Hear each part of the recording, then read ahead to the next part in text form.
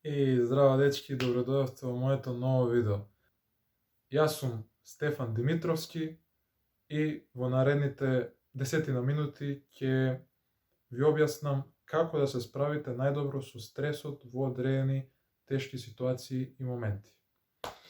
Кога работиме под притисок, кога треба да направиме некоја важна работа, кога мора таа работа да успее, да се реализира, например, ако е некој вработен во фирма, па треба да заврши одредена задача во одреден рок, до тој и тој датум, или кога учениците имаат тест, па за време на тестот нешто не знаат, па ќе се изнервираат, ќе бидат доста под стрес, под притисок, ќе паничат, или не знам, студентите кога полагаат испит 2 часа, па на половина време не им одат мислите, не можат да се сетат што треба да напишат и така натаму, но во главно се работи за една многу едноставна техника која што може да ви помогне во било која ситуација да се смирите, да го намалите стресот и да размислите разумно и соодветно во одредена ситуација. Без разлика дали работите под притисок или не работите под притисок, без разлика дали се наоѓате во добра состојба или во лоша состојба. Така што се надам дека ќе ви се допадне денешниот клип. Инаку доколку ви се допаѓа тоа што го снимам за секојдневни ситуации, за развој на луѓето во било кој аспект од секојдневниот живот, би ве замолил да се претплатите на каналот, да го стиснете копчето subscribe, бидејќи многу ќе ми значи, бесплатно е, вие ништо не губите. Да не должам многу, мислам дека можам да преминам на главното.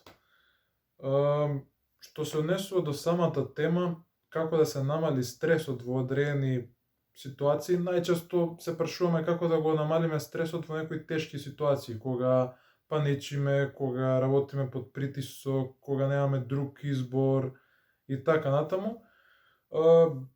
Тоа искрено го анализирав доста последниве години и морам да ви признам дека не е нешто едноставно, не може тоа да се промени преку ноќ. Напротив, потребно е месеци, можеби неколку години за тоа да се промени, односно да се искорени таа карактеристика која што сме ја имале, да се нервираме, да паничиме, да не ги контролираме емоциите и автоматски да не можеме да се смириме, значи дека на крај ќе добиеме негативен резултат. Како да го решиме тоа? Како да најдеме соодветно решение за тоа? Се работи за една многу едноставна техника, а таа се вика свесно дишење. Ние генерално 95% од времето дишаме несвесно, затоа што сме фокусирани на тоа што го работиме, затоа што јадеме, затоа што гледаме телевизија, затоа што читаме вести на телефон, затоа што сме излезени надвор, има сообраќај, коли, велосипеди, други пешаци, па сонце, дожд и така натаму. И разбирате, нешто од средината ни го одвлекува вниманието и не можеме свесно да дишеме, не можеме да се смириме. Сега, што е важно да се постигне? Например, имате исто така и одредени спортисти, било кој, може да биде кошаркар, фудбалер, ракометар, тенисер, одбојкар, атлетичар и така натаму. Например, мечот трае 2 часа. Да кажеме кошаркарски меч. И во трета четвртина вашата екипа губи 15 разлика. И не ви е сеедно. Попрво би скршиле некое шише, отколку да се радувате и да имате позитивни мисли во вашата глава, но мора да се запамти дека на било каков резултат мора да бидат мислите смирени. Значи, дали водите плюс 10, дали губите минус 15, мора да бидете смирени, мора да бидете трпеливи, да воспоставите мир и разговор со самите себе си, со вашиот мозок, со вашите мисли и емоции. И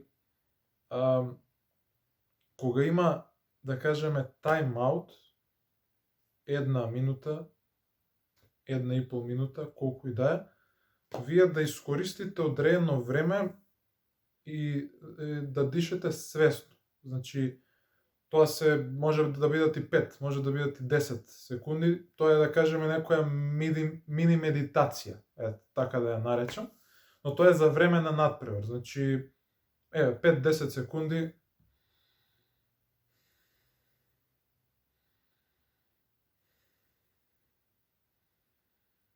И како вие дишате свесно? Така што секој дишење го броите.